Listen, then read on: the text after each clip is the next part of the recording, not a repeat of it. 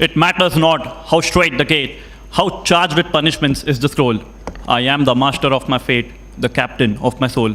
A few lines from the poem Invictus reminding us that our actions today will determine our future tomorrow. Honorable Chairman, respected jury, and my fellow brothers and sisters, I, Assistant Commandant Mayank Bhate from CISF, would be speaking for the motion, and I strongly vouch that observance of human rights will not only help in controlling and curbing terrorism and militancy, but will create a police-public partnership model of security. The system of killing someone with the intention of self-defense against threat to life is a convenient methodology being used by the security forces as an arbitrary way of working with zero accountability in the garb of national security. Not a single day goes by when in some part of the country or another, an alleged gangster or terrorist is shot down, detained, or mercilessly tortured without any proof that the amount of force used was compelled by the actions of the accused. Honorable Chairman, our actions under the name of national security are neither human nor right when our own people are forced to choose between a terrorist bullet and our pellet.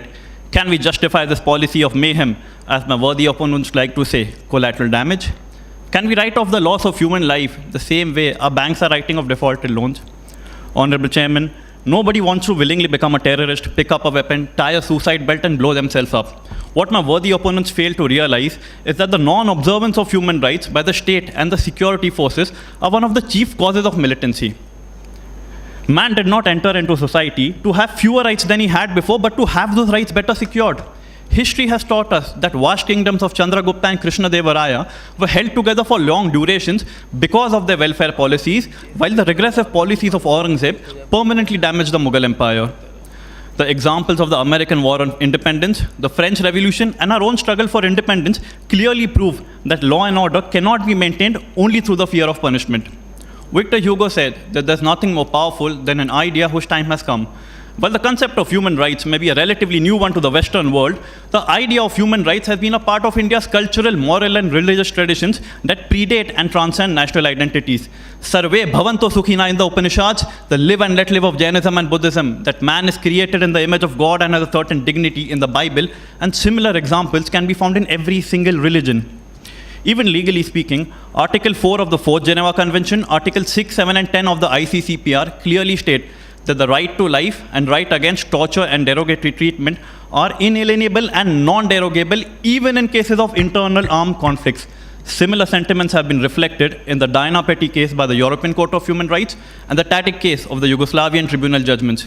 The Honorable Supreme Court in the judgments of the D.K. Basu petition regarding custodial crime and torture, the PUCL petitions with regards to killing by the Mumbai police, and the do's and don'ts with regards to AFSPA has made it clear that the fundamental right to life as per Article 21 and right to equality before law as per Article 14 will override any compulsions of the state, even while attempting to preserve the integrity of the Indian Union. Even economically quantifying, as per the latest union budget, our total expenditure on security is 6 times the combined expenditure on health and education. There is no major government factory in the J&K like that of the railways, ordnance, or heavy machinery manufacturing. Similar situation exists in the Northeast. There is not one single special economic zone in the J&K, the northeastern states, Jharkhand, or Chhattisgarh. Even after 73 years of independence, our prison occupancy rate is much more than our school occupancy rate, and my worthy opponents say that human rights cannot be absolute. Honorable Chairman, terrorism has succeeded in destroying democracies when a nation state, under the pretext of national security, arrests without warrant, detains without justification, spies without reason, and kills without conscience. Honorable Chairman, the need of the hour is not more sophisticated weapons, but more sophisticated hospitals. The need of the hour is not to detain children in jails, but to send them back in schools. The need of the hour is better training and equipment to the security forces and creating a people-centric approach to security. The need of the hour is not geographical domination alone, but winning over the hearts and minds of the people. Russia has not solved Chechnya. China has trouble in the Uyghur. Israel is at loggerheads with Palestine. But it was Great Britain who was able to get a solution to the Northern Ireland crisis. My conclusion is better reflected in these few lines from the Vedas. As is the thought, so is the will. As is the will, so is the desire. As is the desire, so is the deed. As is the deed, so is the destiny. If it is peace that we desire and there is love in our thoughts, growth and progress will be in our destiny.